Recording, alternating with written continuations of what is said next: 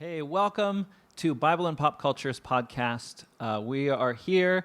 Happy New Year, by the way. We are here to really unpack some of the theological themes that we have seen in this amazing show called The Mandalorian, which maybe you have watched, maybe you haven't. But welcome. We're glad you're watching with us. My name is Mark. I'm a pastor in Hawaii, and I'm actually joined here by my brother Steve, who is here to have the discussion with us. So, Steve, tell us about yourself. Be here. My name is Steve. I am a Star Wars enthusiast. I've been a Star Wars fan since I was a child, like most true Star Wars fans. Or, I'm not all the way there of calling myself a foundling, but I'm halfway there. And we're excited to be here. I am Mark's older brother. Currently live in Vancouver, Canada. But just happen to be home and socially distantly visiting family with all the precautions, which has been wonderful. And we're really excited that we're able to do this for Mia at bibleandpopculture.com.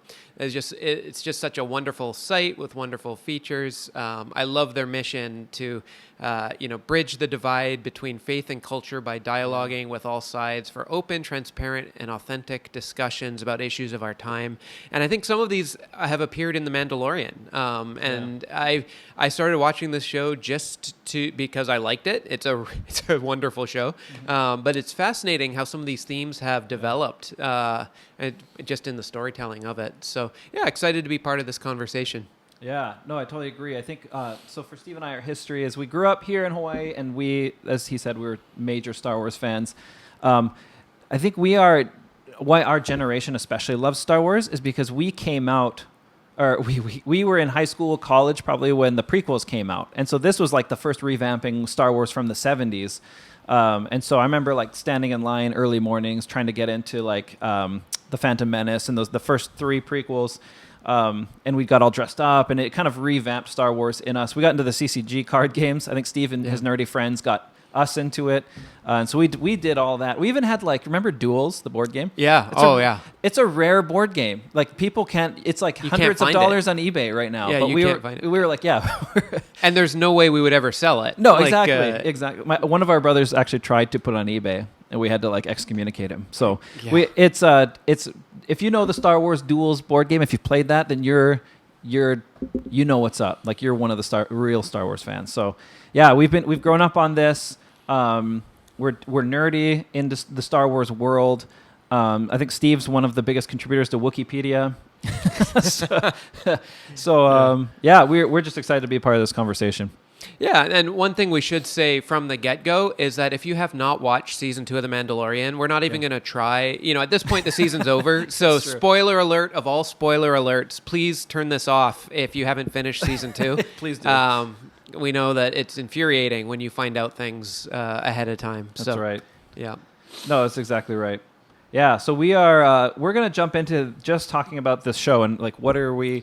Let me ask you, Steve, what has been just broad level the best part of the show? I mean, the fandom world clinging to this show has been so unexpected, especially with if you look at the really Star Wars nerdy kingdom and their response to the last three of the original 9. Yes, The Mandalorian seemed to be this sort of redemptive position where it's hey, Star Wars is back on its feet. Well, that's speaking from the position of people who didn't like the last 3 movies, right. And I use the word movie and not film for those last 3 movies. That's fair. Nevertheless, no, I think there's been just a lot of appreciation for this series. So this series was brought to us by Jon Favreau and Dave Filoni, and Star Wars fans I'll admit I'm 36 years old, and I watched the animated series, The Clone Wars, and Rebels. I never watched The Resistance. That was a little too much for me. Yeah. It's the first time in my entire life that I chose not to watch something that's Star Wars. But anyway, it's right. Rebels and especially the Clone Wars was brought to us by Dave Filoni. Yeah. So I think he's continued to excite that audience. Right. And that's part of why everyone thinks, this has been so good, because they've been able to build off of animated series that not all Star Wars fans have watched. And so that's why this has been a more unifying thing. It's typically the Star Wars fans who watched the Clone Wars, who watched Rebels, they're typically the ones, at least anecdotally, who have been haters of the the last three films. Yeah, you did. Yeah, there I went. Yeah. No, that makes sense. So this is having Dave Filoni on board was an attempt to bring the true enthusiasts, so to speak, into the mainstream world. So that's really good. Yeah, no, it's been great. And I think so to answer your actual question, my favorite thing about this has actually been, so it's been the storytelling, and it's been a little easier. My kind of the gracious overture I'd make to J.J. Abrams and even Rian Johnson is they couldn't build on things the way that Jon Favreau and Dave Filoni could, just with their audience. So they had to just repeat the original three films. But that's neither here nor there. But what I've appreciated is the storytelling, but also just how they have continued to have this Western theme. It feels like a Western show. It's true. And, I'll admit, I know this sounds blasphemous to say, in the last 10 years, if you had asked me 10 years ago what my favorite production TV, it's easy to say TV show, but film production of all time would have been Star Wars. But then Firefly happened. And if you're familiar with Firefly, it was this wonderful sci-fi Western show, and it really pioneered the genre. Yep. What I appreciate about The Mandalorian is it's the first kind of broad appealed series that has tried to do the same type of genre, and it's done it very, very well. So true. That's true. I remember telling my wife, and my wife isn't a huge Star Wars fan, but she loved The Mandalorian. And maybe it might have been Grogu. The attachment to Grogu has been a part of that. Yeah. But one thing we'd always joke about is I can't wait just to see Mando walk through a desert with some cool music with a ton of swag. That Western vibe where I can just watch Mando walk and it's the coolest thing. Yeah. You know what I mean? So that Western vibe was such a cool addition to the genre of it. I agree. Yeah. My take on it too, I think the character development has been our biggest thing, my wife and I, especially me. I was actually going to write an article on this topic of manhood last year, and I totally just got sidetracked of watching Din Djarin, the Mandalorian, watching him and Grogu. Their relationship was so unorthodox and so uncanny, but so connective at the same time. And it kind of reminded me of this, when you become a dad for the first time and you don't know how to do with a baby. It kind of had those kind of awkward moments to it, but then to watch that relationship grow and him take on that role naturally has been a really cool thing. So that's been my big thing, is watching, like you said, Filoni and Favreau, which Favreau made Elf. Yeah. Isn't that crazy? To me, is I watch his name, why does Jon Favreau sound so familiar? When I first watched him, oh, that's the dude. And he's in comedies, and it seems so character for him to be in the Star Wars world, but he's doing amazing. So, yeah. So all that to say, I think the character development and watching and how that goes has been really cool for us to watch. But yeah. Well, what we want to do to get down to business in this podcast is we want to talk about three big themes. Since Mark and I were talking about this, I'd actually been talking to Mia about one of these themes, and she was the one who told me, "Oh, you should talk to your brother. He's been thinking about these things too." And just as Mark and I have discussed this, there are a bunch of really significant themes in this show that just seem to connect. Right. And so we want to talk about three of them. Do you want to introduce the first one? The first one was from you. Yeah, no, for sure. And what part of my thing is I teach at a local college here where actually we met Mia, and I teach on the topic of missions. And I think, as Steve was saying, when we watch this show as Christians, there's something beyond just the production value that we catch. There are spiritual themes that we see within it. And that's kind of what we're exploring, is what does this mean for us as Christians to watch this show? How can this particular show, even though it might not be intended to, how does it actually kind of encourage our spirits and help us wrestle with different tensions that we're seeing happening on screen? So the first one is this idea of Mando being on mission. And he's got this creed, right? And so this creed helps him, it demands him to return Grogu to a Jedi. And so he is committed to the creed. He has this mission in front of him. And one of the cool things that I noticed in the show was how probably unexpectedly the format of every show is Mando will go on a mission and he'll help somebody complete a smaller mission who then help him get back onto his big mission of returning Grogu to the Jedi. And so it's the same format every week. And normally, if we have a predictable format, people don't like it. They're like, oh, it's the same thing. But that actually is what got most of us excited. It's like they found a way to make that exciting because every single interaction they have, every person they meet, every little stop along the way, so to speak, is adding to and sort of guiding them in the right way to this big mission. So this big mission is being contributed by every single little step. And for me as a Christian and someone who studies mission and looks at it, it's sort of like, wow, how do we recognize how God uses every single encounter that seem like distractions to actually bend us back towards what he had for us in the first place? So we're always on this big mission. And, theologically, biblically, we're always talking about the mission of making disciples and for all people to be reconciled to their Creator. And so how can every single stop and bump along the way help us and actually increase that and encourage that in our lives and not look like a distraction, but actually look like a necessary stop that we need to make for God's purposes to happen? Yeah. No, it's a great observation, and I'm with you. It's funny. So the only criticism I've ever actually heard of The Mandalorian is that it's a predictable format, right. Especially in season 2. But it's so minor, and because production value wise, they've done a great job of all of these little side quests. They're bringing in part of the Star Wars lore that gets people really excited if you know it. So episode 1 of this second season, they have a crate dragon, right. And then they got the little details right of once they kill this epic beast, the Tusken Raiders find the pearl, and everyone who played the old Knights of the Old Republic game celebrated oh my gosh, it's a crate dragon pearl. Yeah. If you've never even heard of that video game, you have no idea why everybody was excited. Exactly, yeah. But what I think is significant though is I've had this thought, right? It's how do you how many Mandalorians like Din Djarin, are quested to do something and then just utterly fail, right? Right. There's no guarantee. You could have made a whole series of him lost in space looking for Mandalorians and not finding anything. Right. So obviously, this is a TV show. Obviously, it's heading somewhere. Right. It's a series. So obviously when we watch The Mandalorian, we don't have to worry about that. But I think there's a parallel in, right. As Christians, as we think about this, we also know our lives in God's providence are heading somewhere. Right. God right. is doing something. Right. And, my professors at Regent College are gonna hate that I'm forgetting who this is. I feel like it's a theologian named Karl Rahner who said, with God, there's no wasted time. Right. There's no such thing as kind of a side delay that just kind of sets you back in life. That as you're pursuing God and as you're pursuing God's mission, God redeems each step of the way, even if it feels like you're getting sidetracked and you're getting right. pulled into something else. Yep. Now, there is such a thing as saying no, obviously, and staying on mission. Right. But, when things happen outside of our control, there is no wasted time with God. Right. No, it's so good.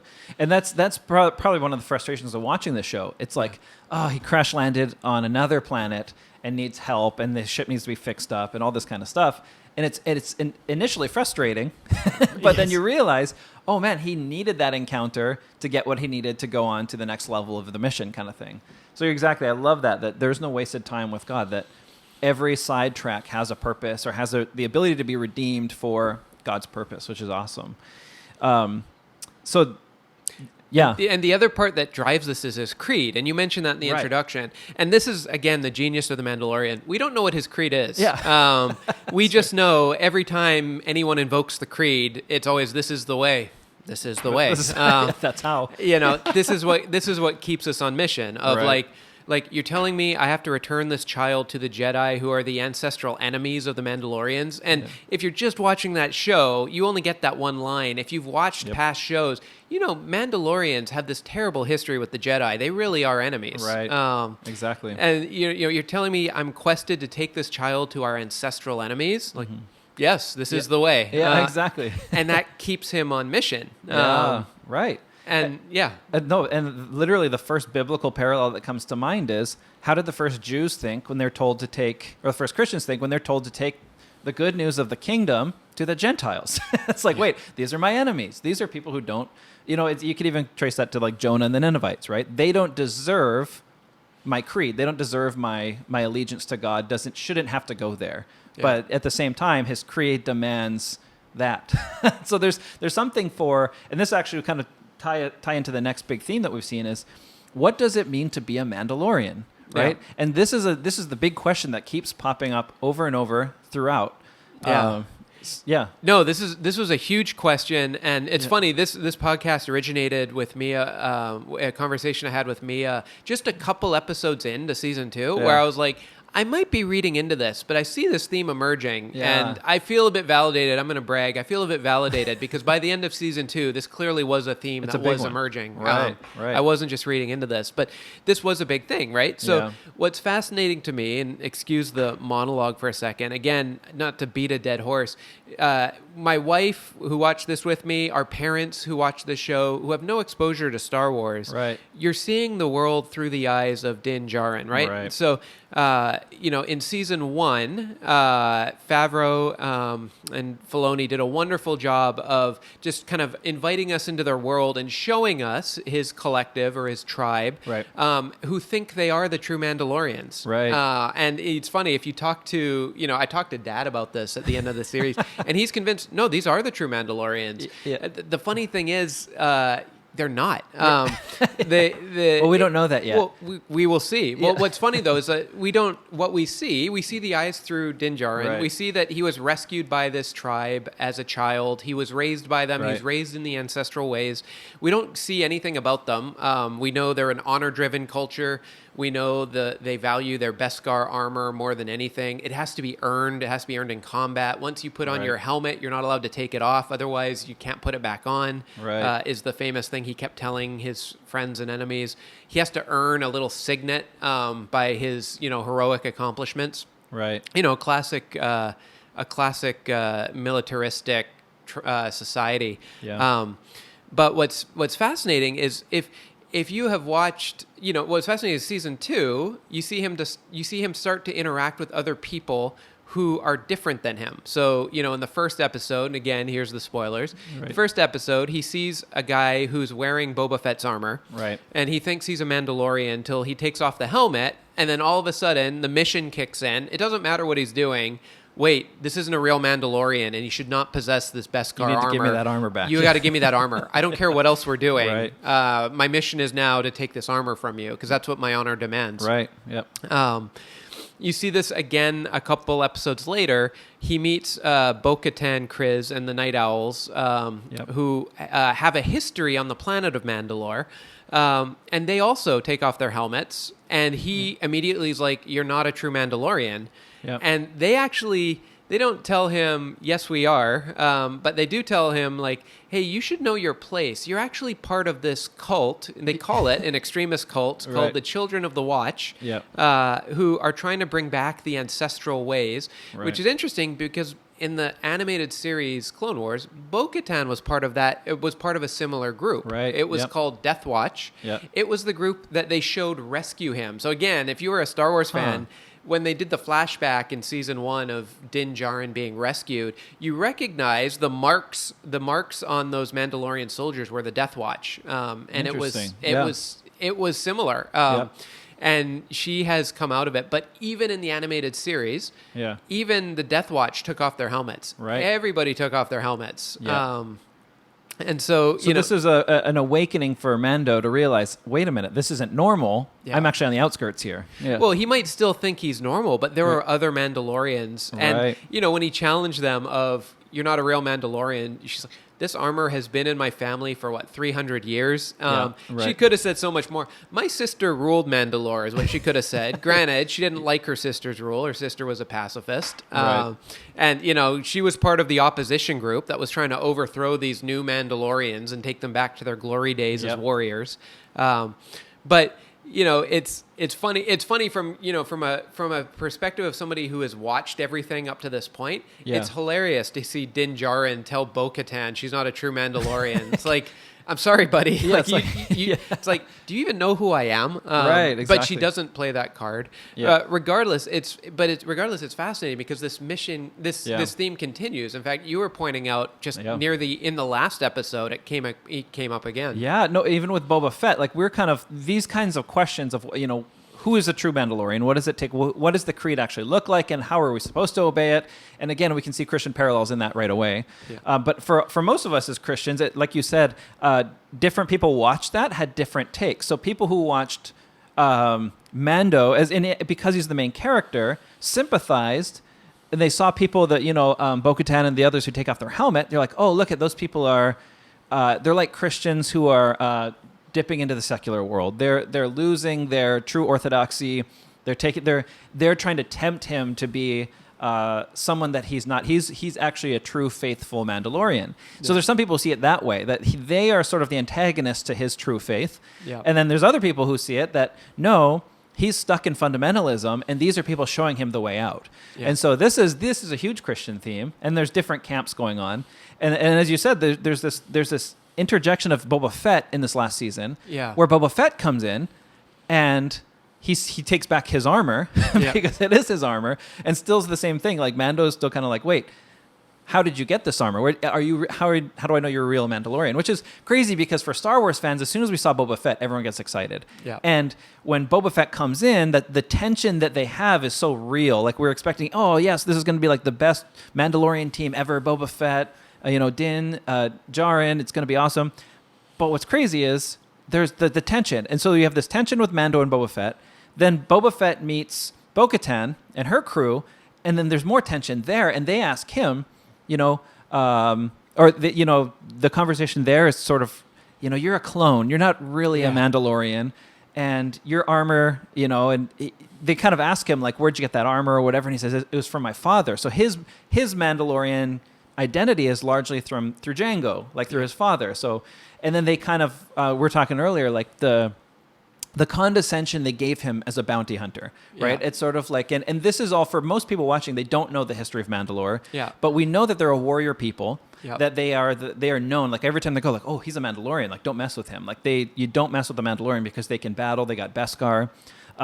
But somebody who takes their identity as a Mandalorian, their skills as a Mandalorian, and goes for self-profit to collect bounty. That's almost like, oh, you're one of those type. And there was I think Bo-Katan made a comment in one of the last few episodes. She's like, not all of us are bounty hunters. Like you're doing us a bad name by your career choice. Yes. So I don't know, anything pop out there for you? No, so that was so fascinating to me. You touch on several issues that are just so fascinating. So let me back up even one prior episode, right? The tragedy, right? Which is funny. You think the tragedy is where the droids take Grogu. I think the tragedy is they blew up his ship. Like anyone Star Wars, like that's the tragedy. Is you can get Grogu back, you can not get the ship back. That's a good point. No, what's fascinating is at the very end of that, Boba Fett shows Din Djarin kind of a record of, see, my father Jango was was a foundling. Yeah. Now, what's funny is that Jango in episode 2 is just this ruthless bounty hunter who works with the bad guys. Right. So, some people were upset. Some Star Wars fans were upset, thinking you're changing Jango's backstory. Right. I don't think they're necessarily changing it because, even if he was a foundling, he left the Order and became a bounty hunter. Exactly. And so did Boba. Right. And I think what's fascinating, like you mentioned, Bo-Katan, when she's confronted with both of them, he said, we know Boba is a clone of Jango. That was in episode 2, Attack of the Clones, which I'm sorry if you hate that movie. That and The Phantom Menace are basically the two most hated Star Wars movies. That's true. But, we know from that movie that Boba was a clone, and we know that Jango raised him as a son. And so, he identifies him, says, I got my armor from my father. And Bo-Katan says, oh, you mean your donor? Yeah, exactly. Right. Yep. So she throws shade at him, not just for being a bounty hunter, but also for being a clone. Right. And it raises questions, right? Like, we don't really know, is Jango really a Mandalorian? Being a foundling was enough for Din Djarin to say, yeah, he was a foundling. That armor belongs to you. That's legit. Right. Not for Bo-Katan. What's also fascinating is, you're right, Bo-Katan threw shade at both of them, saying not all Mandalorians are bounty hunters. Right. And it's interesting because there's two different aspects of that, right? Yeah. So, like, Boba Fett is just a man trying to make his way in the universe. I owe no allegiance to anybody. Right. He repeated the lines of his father from the prequel trilogy, and that's what makes Star Wars fans happy. Yeah, exactly. They're not just recreating the same movie; they're just bringing in previous references. But, in season 1, we see that the reason Din Djarin is bounty hunting is to support his tribe because they're trying to bring back their way of life and they're trying to reestablish themselves. So yes, he's bounty hunting, but he's bounty hunting for the sake of rebuilding their collective, rebuilding their tribe, rebuilding their people. It is mercenary work. It's not below Mandalorians. But it's different than Boba Fett, who's just profiteering himself. Yeah. And then you have Bo-Katan, who's not doing that. Bo-Katan is set, and this comes back to who's a true Mandalorian, right?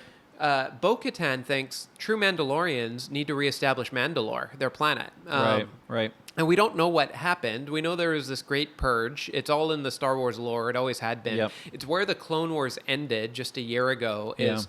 The Republic, right when it became the Empire, went to liberate Mandalore because, it was being run by villains. Right. And of course, as soon as just terrible timing for Mandalore, all these Republic troops liberate them. And then Order 66 happens. Sidious comes out, reorganized as an empire, and he just keeps them there, and he just occupies the planet. Right.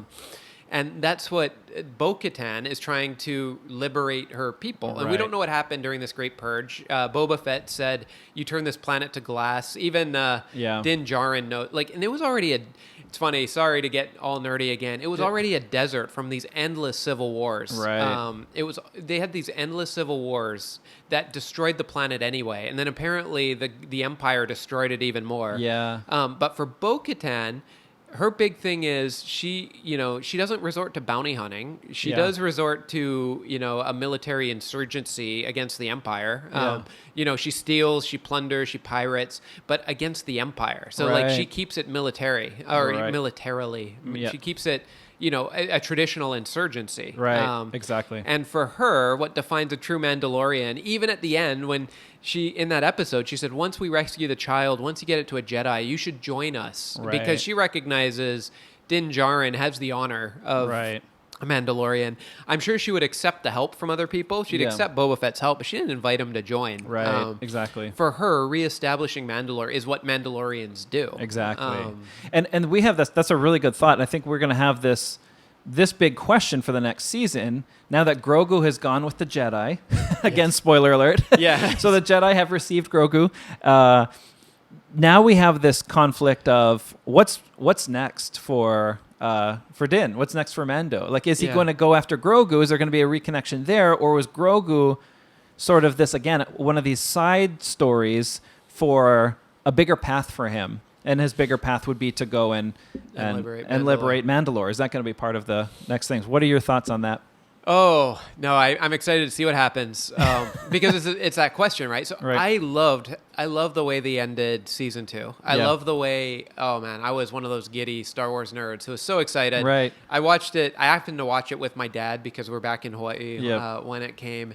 And it's funny, as soon as they said like a single X-Wing is coming in, I was like, oh my gosh, they're bringing back Luke. And my dad's like, what are you talking about? And I'm like, no, Dad, just wait. It's going to be Luke Skywalker. Exactly. I spoiled it for my dad. He was so lost. Right. Sorry, Dad. But even me, I was a step behind because, again, time frame, I wasn't connecting the dots that well. But as soon as I saw the glove, he was destroying those droids, and he had a green lightsaber and a glove on him. Like, that's Luke. Yeah. It's got to be, Exactly. Yeah. So I love the way they ended. I'm a big fan of do not let series become lost. Like, I think TV, like the TV show Lost. Yeah, I think TV producers need to recognize they if they're telling a story, they need to have a plan for the end. Right, exactly. And they need to end it. Yeah. And yes, this comes into conflict, right? Of, some shows become so successful, they just keep getting extended. Right. Where it's better to have a 2-season show that you call a limited series that is just masterful rather than just continue to make money off it. But what's interesting is, so that's what I thought at first. I was like, that was such a wonderful ending. There's still, but you knew, but Din Djarin possesses the Dark Saber, and you knew Bo-Katan needs the Dark Saber to rule Mandalore. Din Djarin doesn't want to rule Mandalore. Nope. He doesn't care. He wanted to give it to her. Yeah. So there's a loose end. Yes. So you're like, this can't really be the end. And of course they announce after, we're going to do a season 3. Yep. And this is just the wonderful storytelling. So I'm excited to see what they do. Yeah.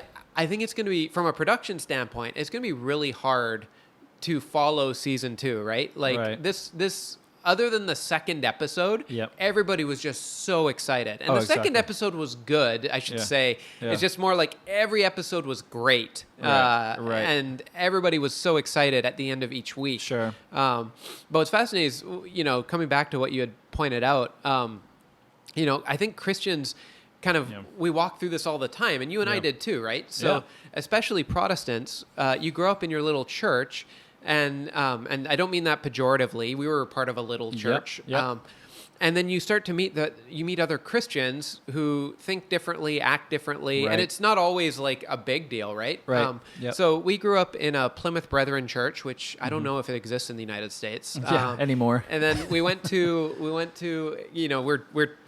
we're trans-denominational. My dad got hired at an independent Baptist church, but it was really Baptist in name only. We weren't affiliated with anything. Right. We went to a Southern Baptist high school. Yeah. And then you start to meet all sorts of different kids. You went to a Lutheran school. Yeah, I went to a Lutheran school. Yeah, exactly. And they, they'd always, I know your teachers always tease you of, well, you're a Baptist. You must not think, this and this and this. Yeah, you got everything backwards, you Baptists. Yeah. And this, when you're Protestant, this means very little other than recognizing like, no, I'm part of one of my friends went to a Nazarene church and she said the same thing of or I went to one of their youth services one time, and it was something like that. They joked along the lines of, well, the Baptist church down the street doesn't know what they're talking about, right? Exactly, No, it's funny. It's funny. So I went to Regent College. I did graduate school there, which is in Vancouver, Canada. And what's fascinating is they make a big emphasis on trying to expose Protestants who go there to the whole broad tradition of the church. Right. And you realize not just that Catholics exist, but also the Eastern Orthodox exist. Right. And which is funny because not a lot, but a handful of like Protestants, evangelicals will become Orthodox because it's very attractive to them once they get exposed to it. Right. But even a couple weeks ago, I was asked to preach at my church, and I preached, and I quoted a guy named Bernard of Clairvaux, who lived 900 years ago. Right. Wonderful quote, wonderful truth of, the passage that we were looking at. But the thing with Bernard is he's Catholic, so, half the things he wrote in his life were actually pretty bad because he did a lot of really bad things with Mariology. And I think it's fair to say, I'm sorry, if you're Catholic and watching this, I totally respect that we can both be Christians. I think that's, as a Protestant, I'm speaking as a Protestant. I think Mariology is one where Protestants find very little we can agree on. Right.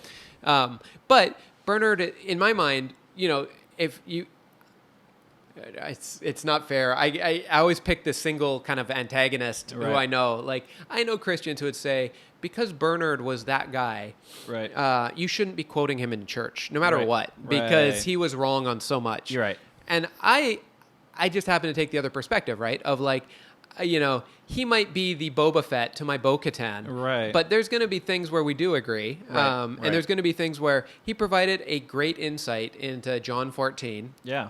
And I can quote that and tell the church that, and the people in our church, they don't care who Bernard is. I don't think anybody went home and Googled who he is. No one looked at what else this guy Bernard did. They didn't become Bernard followers after that. But the quote helped illustrate the point of the sermon. Right. And I think that's the challenge for all of us is, I alluded to this before in the Mandalorian series. Din Djarin was raised by this group called the Children of the Watch. Right. That's all he knew. He's getting exposed to other people. I think some Christians, including Catholics, but it often happens with Protestants, we have this amnesia because we think Christian history started in the 1500s with Martin Luther. Right. All of us, they're Jesus and the apostles, and all of a sudden there's this blackout until Martin Luther. That's right. Yeah. And I think there's this historical amnesia that we have to recognize exists. Right. There are certainly things where there are lines that can be crossed, right? So going back to the character played by Timothy Oliphant, I think his name was Cobb Vanth, when he was wearing Boba Fett's armor, he wasn't claiming to be a Mandalorian, but by wearing the armor, he was claiming, he didn't realize, but he was claiming to be Mandalorian. That's one where there's no gray area. You're not a Mandalorian. Right. And there are going to be, I think, by analogy, there are going to be situations where there are groups that call themselves Christians that we're going to say, you know what, it's really, really, really hard to agree that we're on the same page faith-wise. Right.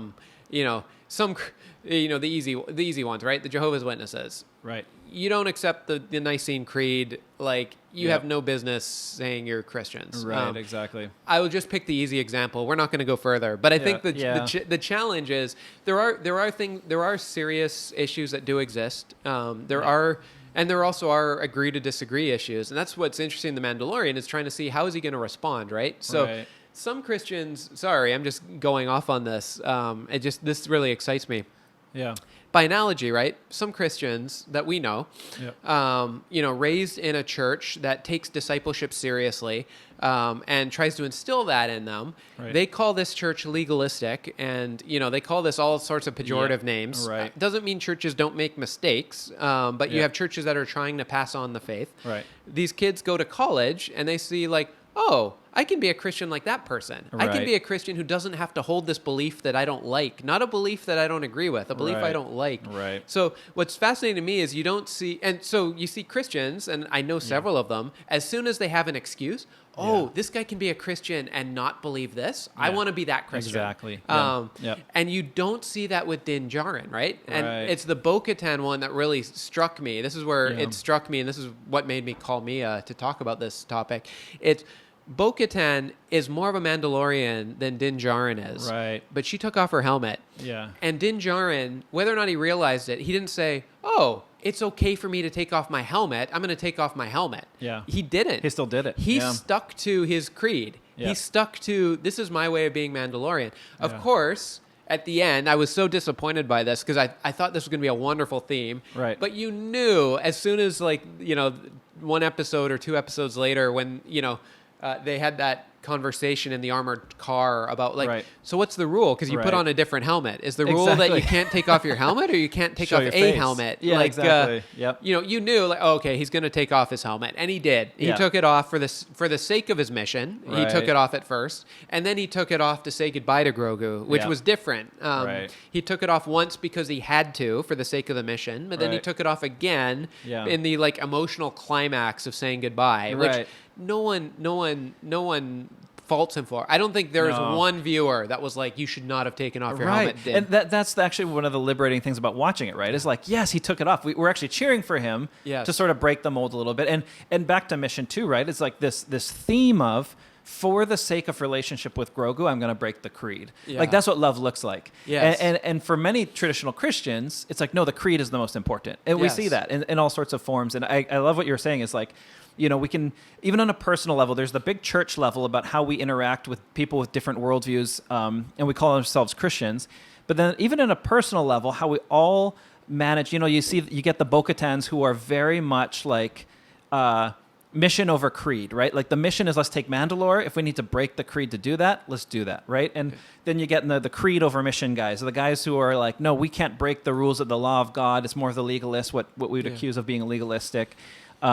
But like you were saying, there's this really kind of cool unity that's happening that's saying, hey, what if, here's just a thought, what if we need Bo-Katan to remind us that Mandalore is really important in our mission? What if we need Mando to remind us the creed is actually what makes us Mandalorian too? Yeah. And so now we get this giftedness set of different, and even Boba Fett. Like Boba Fett contributes the sort of the individual free spirit type of like, hey, I'm Mandalorian, but I can also do what I want. Like I answer to nobody too. No. Which, no. I love where you're going. I think he adds something. But that being said, is there a way that all Mandalorians can come? And this is like, I mean, especially with the eschatology talks that are happening right now, is there a way that churches can unify with different creeds, different emphases and different strengths on things? And I think most of us would recognize that's actually biblical. Like that's what we're supposed to do. Yes. So I think what's cool is we see the tension with the Dark Saber. Yes. Who's going to be sort of like the head honcho here? Who's going to carry the Dark Saber? Is Bo-Katan going to try to kill Mando to get the saber, even though he's trying to give it, but he can't give it because of the creed? Yes. It's like, all this stuff. Or are they going to find a way to get together, to make it work? So Yes. Yeah. No, exactly. And I love Yeah. to jump on what you just said at the end there. Yeah. One of the most fascinating things I've learned in the last year, I took this course on discernment, and it's taught from a Protestant standpoint, but he really emphasized, I think it's again Karl Rahner, who I mentioned before.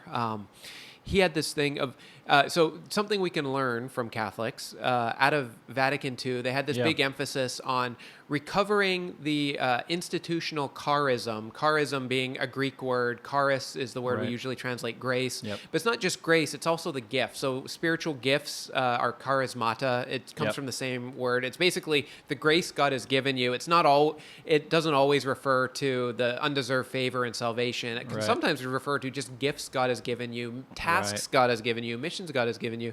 But they made the point in Catholicism, you know, the way forward for Catholic churches with all these various orders is to recover what is your, you know, Jesuit order charism. What is it that we do? What is it that's our mission? But what was fascinating was my professor said, we as Protestants can learn from this and recognize that individual churches in your community have their own charism of things that God has called them to do, right? And it always used to bother me that, like, I would drive by or walk by several different Protestant churches on my way to my church. You know, that always kind of bothers me from a unity standpoint. But it actually reassured me to know, like, no, because the reason I don't go to these other churches is I feel drawn to this church and this church's mission, right? Like, I go to my church because we have a certain mission in South Vancouver. And I don't go to other churches, not because I think they're wrong, but because I'm not drawn to the kind of the sense of mission they have. And it's not like they don't, right? Most churches have some sense of mission, even if it's raising Christian kids. It's we're going to raise Christian kids. And what we can learn from that is that each individual church has its own thing that God has called it to. And they have their own way, of genuinely pursuing that mission.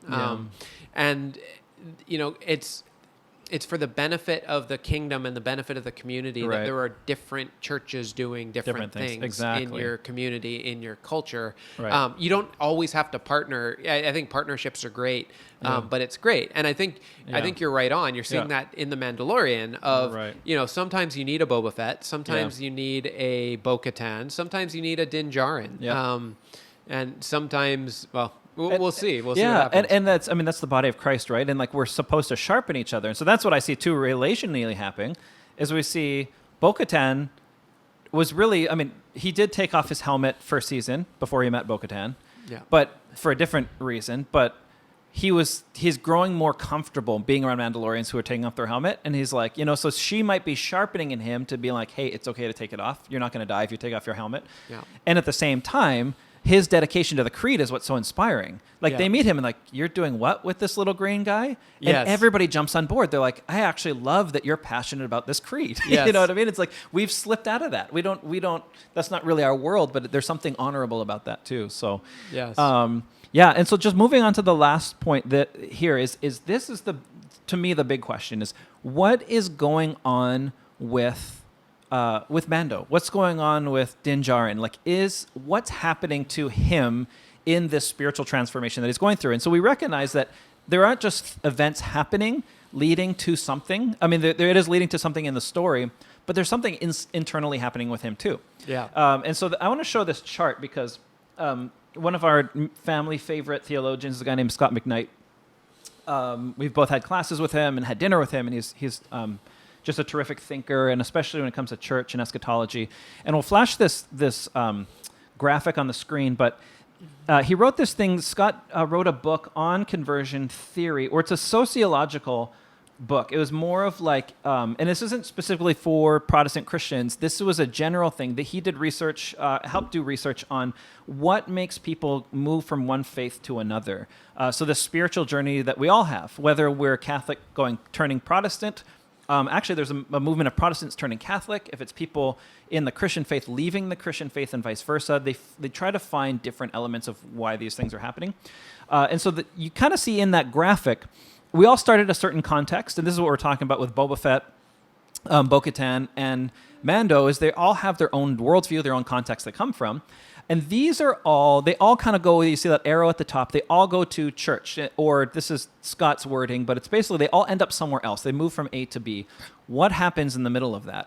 And so we kind of trace people's journeys through these elements. There's a crisis, there's a quest, there's an interaction, encounter, commitment, consequence, advocate. These are all, a quick explanation is when you start in your context and you are transformed into something or you're converted into something else, another way of being, another faith, if you will, it usually starts with a crisis. Like there's something that challenges my context. It could be a personal crisis. It could be a theological crisis, whatever it is. And that stirs us to go on a quest. This is the show, The Mandalorian. Is Mando on a quest? Yeah. Yes. So this is like, literally, when you watch the show, you're like, this isn't just about getting Grogu to the Jedi. There's something internal happening with Mando as well. And then interaction and encounter. I love that because it's every single episode, he's encountering somebody new. He's interacting with whatever the place he's going. Every single person is pointing towards whatever that destination is. And then you see at the bottom, there's that advocate. So there's somebody in your life, and we know as Christians, for most of us who've left some other belief or who maybe have just didn't believe in anything and came to know Christ, we have someone in our life cheering for us, in our corner. This could be a youth pastor, it could be your parents or whoever. These are the people who come and push you towards in this sort of conversion world. And so he's had many of those from every planet. He's had I can't think of her name, but the girl who fixes the ships on Tatooine, who watches Grogu while he goes. And he's had all these little encounters with people, these relationships that he's built, and they're all meaningful. Even, I can't even think of her name, but the warrior girl, the Marshal. The Marshal. Marshal. Yeah, what is her name? Cara Dune. Cara Dune, thank you. Yeah. So even her, it's like he's building these great relationships as he goes, and they're all people who don't even come from his context, but they're pushing him to be the best version of him or whatever. Then there's commitment and consequence. So this is my prediction, that Mando's going to get to a place in the next season or two where he is going to have to make a giant decision. Am I going to stick with this way of life and stick with the creed, or am I going to have to give that up for something greater? And this is what Christians do all the time. If you hear of Christians in Japan coming to know Christ, or Christians in the Middle East, they give up everything. Yes. And so there comes a point in your faith where you're like, I can no longer serve my old context and be in the new faith system at the same time. I have to make a choice, and there's consequences for that choice. Yeah. So to me, I think the greatest consequences are ahead of Mando. And so this is, to me, was just thinking this, okay, what could the conversion be? What might that be? Yes. My theory, and you can tell me this, is, again, getting back into old Star Wars nerdy, is that he's going to be the Mandalorian Jedi. Yeah. This is my thinking. Because why bring in the Jedi so early, or not so early, but so continually, and even just Grogu's presence, was his introduction to a way of life that is so, again, like you said, they were mortal enemies. This is counterintuitive to being a Mandalorian, as being a Jedi. Yeah. But getting the Dark Saber, seeing the Force and being exposed to the Force through Grogu. Yep. Even going to that temple and watching the massive pillar of Force power, just being exposed to the power of the Force. Yes. He's going to, I believe, this is just my theory, that he is going to become a Jedi eventually. And so this is his kind of way of has to step out of his creed to be able to step into Jediism, if you will. Yeah. Did you have any thoughts on that? Yes. So I can tell you, as a Star Wars fan, there is a very, very, very small chance any of that will happen. So one of the reasons, see. No, it's a good thought. So I love where you were going with this conversion theory, because you're right. Like let me just state at the outset, the thing with quests is quests always change you. Mm-hmm. True. We don't just go on quests and accomplish things. Any quest in life always changes you, and you see this in films, right? The characters always change at the end. From a Star Wars standpoint, so one of the things people hated about Episode 1, The Phantom Menace, is they introduced, and I'm going to say the M word, they introduced this thing called the midichlorian, which is this microscopic life form that gives you the ability to use the Force. Right. Everybody hated this because in the original 3 movies, there was this sense that anybody could be a Jedi. Right. Just gotta have the midichlorians. You just gotta learn the Jedi way, and you can become a Jedi. Right. George Lucas killed that in Episode 1 by introducing midichlorians, give you the ability to use the Force, and then you have to train yourself from there. Right. So it does not matter. Din Djarin. He very much could become a Jedi. Yep. He can totally convert to their way of life. Yep. But if he doesn't have midichlorians, he can't use the Force. And there's no evidence he does. True. In fact, that's probably, if you are wondering, why did they want the child? It was very, very subtle. They kept calling him an sorry, I have a little nasal thing, M-type donor. You're right. And the M probably stands for midichlorian. Oh, He's got no. midichlorians. I didn't realize that. We don't know for sure. They're taking his midichlorians. That's what the blood works for. Well, that's what they're Okay.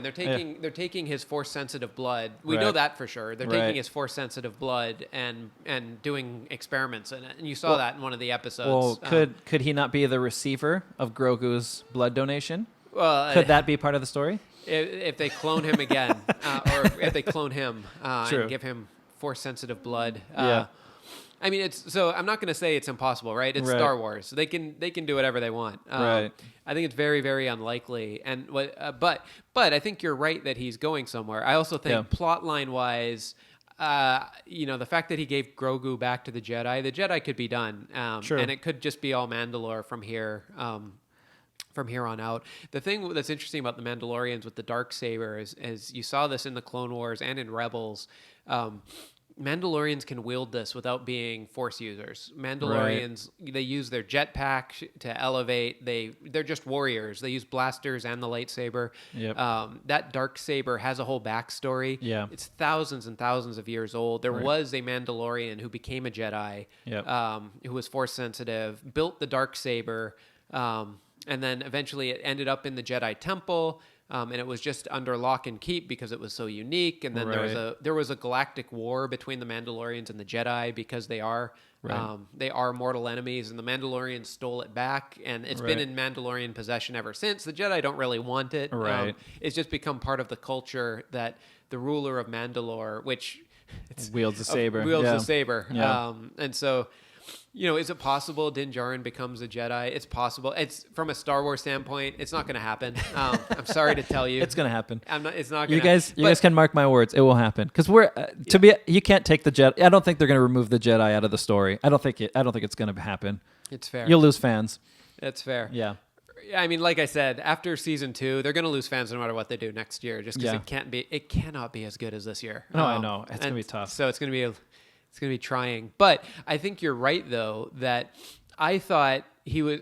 I didn't have this diagram. I didn't have this model to put words to it. Right. But I did think there was going to be a point in this series where he was going to have to choose to take off his helmet for the sake of rescuing Grogu. Right. But it wasn't the big emotional climax. It was kind of, almost like it was almost anticlimactic of like, he needed to take off his face to get the coordinates. So it's Yeah, like, this exactly. catch-22, right? It's Yeah. like, do I break the creed so that I can get the coordinates and go rescue the child who I'm quested to protect? That's Right. part of the creed. Yep. Or do I leave my helmet on and not break the creed? But if I leave my helmet on, I can't do The mission's in jeopardy. I can't do my Yeah. quest. So it's Right. it's a true catch-22, right? True. But still, it's a little anticlimactic. But I think you're right. I think next season there will be one major point where he's going to have to make a choice of Right. my creed or my mission. Right. Right. And I don't think that necessarily has an analogy in Christianity, because I don't think God ever puts us in a position where, I'll use the category of sin, where I don't think God puts us in a position where we ever have to sin for the sake of accomplishing something for God. Right. But you're right, though. You alluded to this earlier. We're often put in situations where we have to lay down rules, for lack of a better term, things Yeah. that we think are good, not in a way that's sinful, but we have to break things that we know are good for the sake of love. And Right, that was one of Jesus's big themes, right? Right, That's right. what I can't not say the parable of the Good Samaritan, right? Yep, yeah. Which is hilarious because we often forget, Samaritans, they're not just social outcasts, they're heretics. Right. Samaritans had their own temple. They thought they were the true people of God. Right. They thought they were the ones keeping all these traditions.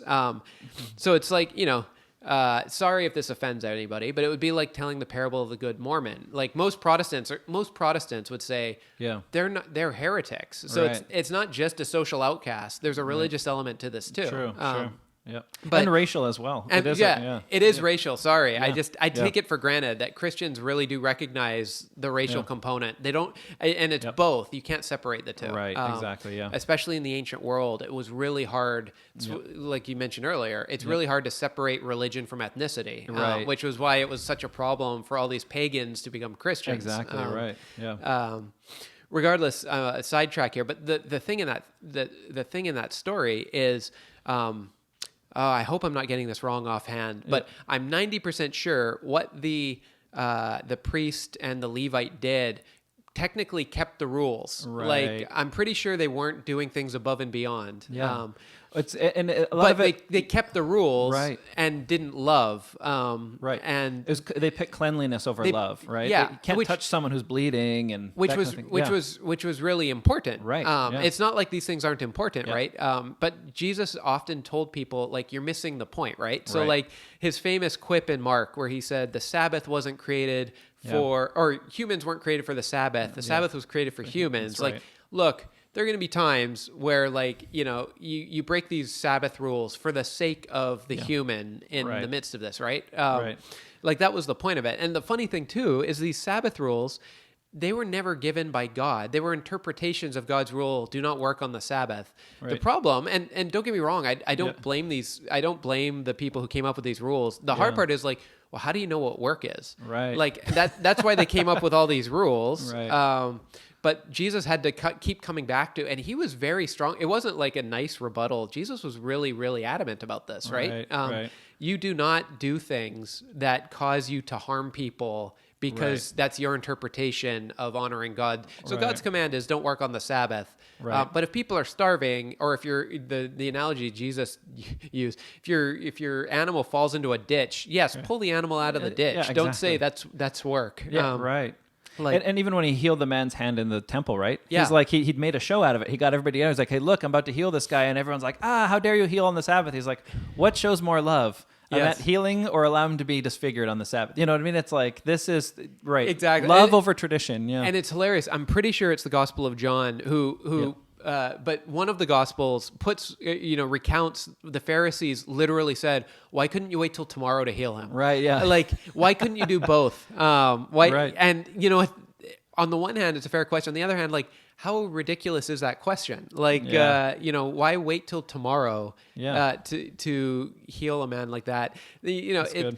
But yeah, no, all that to say, come back to conversion theory. Yeah. Like, yes, Din Djarin's on a quest heading somewhere. Yes, Yeah. I'm sure he's going to have to make a choice between his creed and his mission because, again, the thing with his creed, the creed is a safeguard for his mission. Right. But like any human, not to get too philosophical here, like any human construction, any law, any whatever, it's only a proxy for justice. Yeah. It's only a proxy, his personal creed is only a proxy for here's how you live honorably as a Right. Mandalorian, right? Right. And so you have these rules that like 99% of the time will help you live the honorable life of the Mandalorian.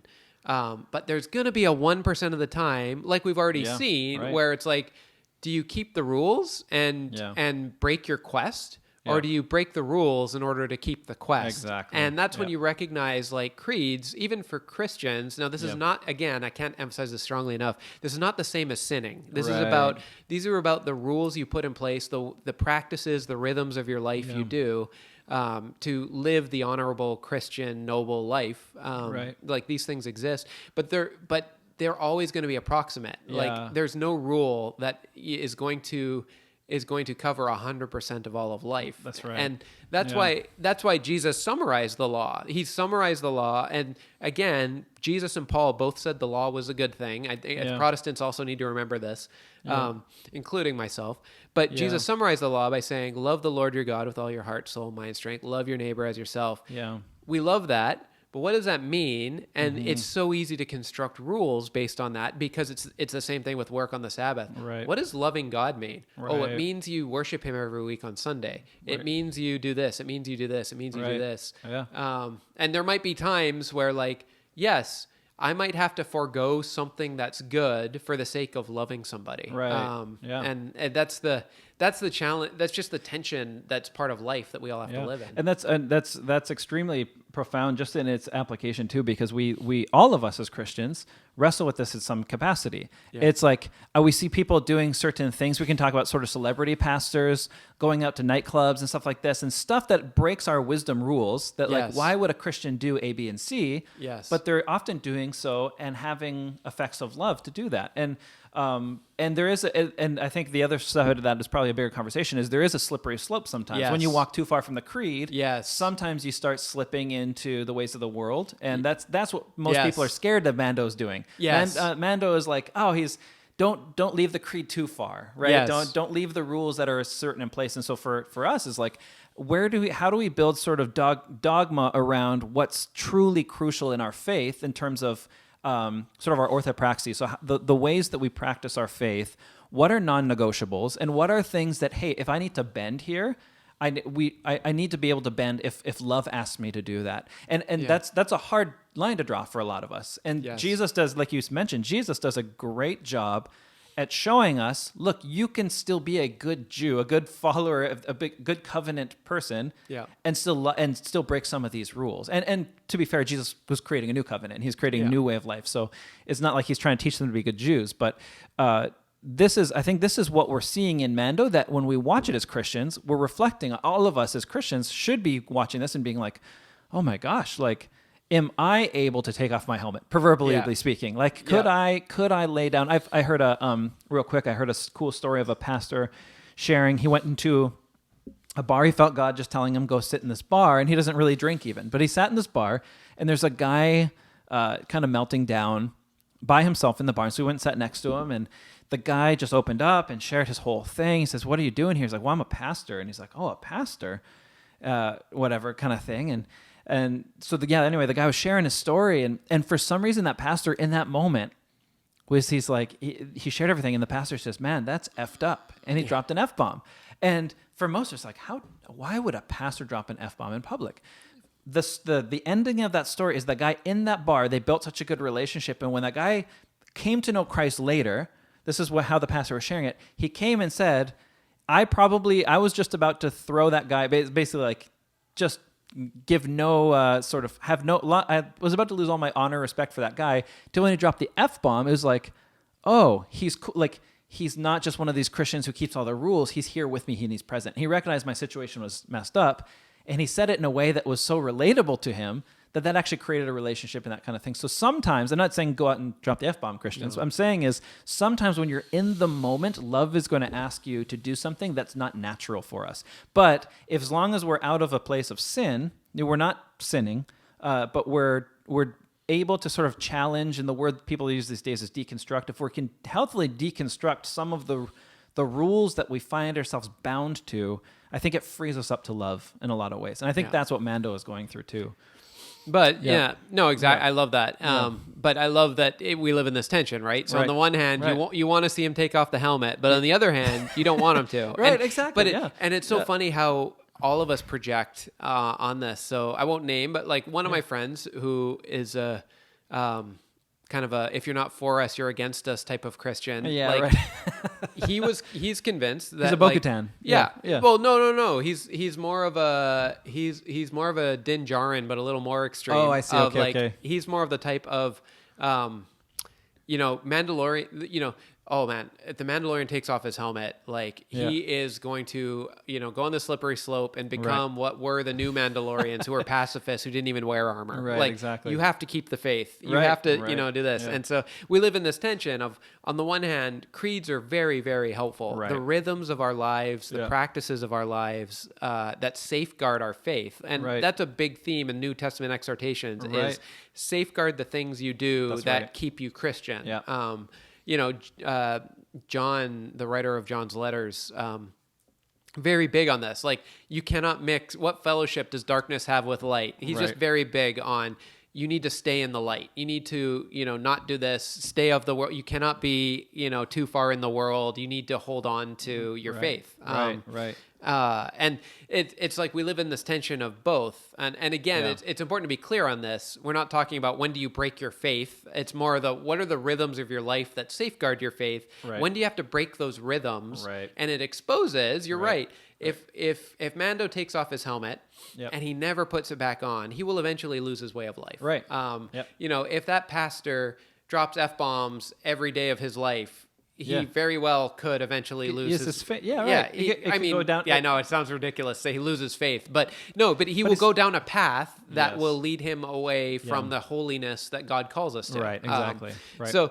So there are rhythms, there are boundaries, there are guidelines that are very important because they help safeguard kind of the way of life we have. Right. But so we're pulled both ways. It's you don't want to break these things, right? But at the same time, sometimes love compels us to, and I think sometimes, if we learn anything from Jesus, I think sometimes God puts us in those situations just to keep us honest. We recognize sometimes love does compel us to break these things, but we're going to come back to them when love doesn't require us to break it. Because they're not bad things. They're not. We don't break them because they're bad. We break them because in the moment, love compels us. Exactly. That's good. No, that's awesome. And so what we want to do, just to wrap up, maybe we'll just ask one question just to finish up, if you can answer quickly, what do you think, Steve, and I'll answer it at the same time. Oops, sorry, lost my window. Looking for it. Oh, sorry. So in the last 2 seasons, watching The Mandalorian, as a Christian, what has the big sort of exhortation been for you? What's been the big invitation for us as Christians as we watch a show? I really, really, really, and don't get me wrong, in saying this, I do not want to hear sermons titled this. There were already Christian comedians out there making jokes about this. Right.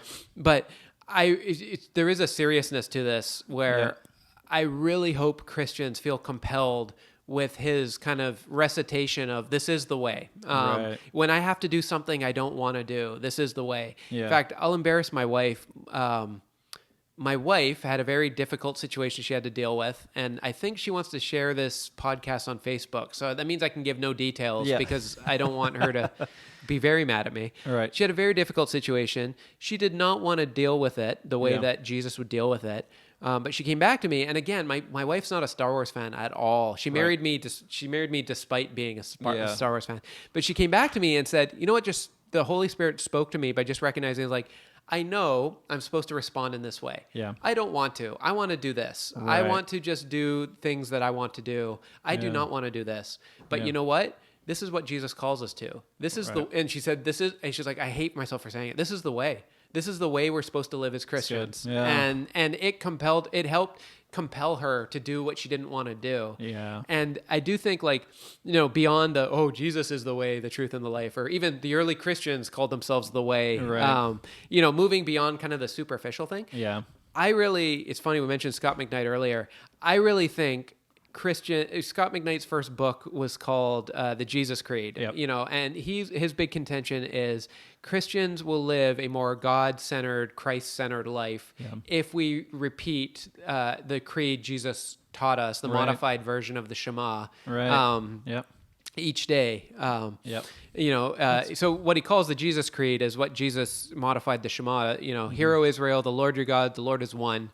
You'll love your God with all your heart, soul, mind, and strength. And then the Jesus part, you will love your neighbor as yourself. Right. And when we recite this creed, it will come to mind to realize, I see an opportunity to love. I don't want to do it. I have to put my plans on hold. I got to interrupt my busy day. Yeah. I've got to do, I don't want to do this, but this is the way. This is, that's what I think is the big invitation of this Mandalorian series. Yeah. Every time he's told he has to do something he doesn't want to do, he just tells himself this is the way, and it reminds him of his creed. It reminds him of for him, it's honor. Yep. And he's got to do it for honor's sake. Yep. And I think Christians, we can do something similar of recognizing God calls us to love God, and God calls us to love people. And in situations where we don't want to, we have to tell ourselves, this is the way, in the sense that this is what God calls us to. That's good. And we can't say, we can't say we're followers of Jesus if we're going to say, oh, loving this person's inconvenient for me, or it's going to wreck my day, or it's going to break my schedule.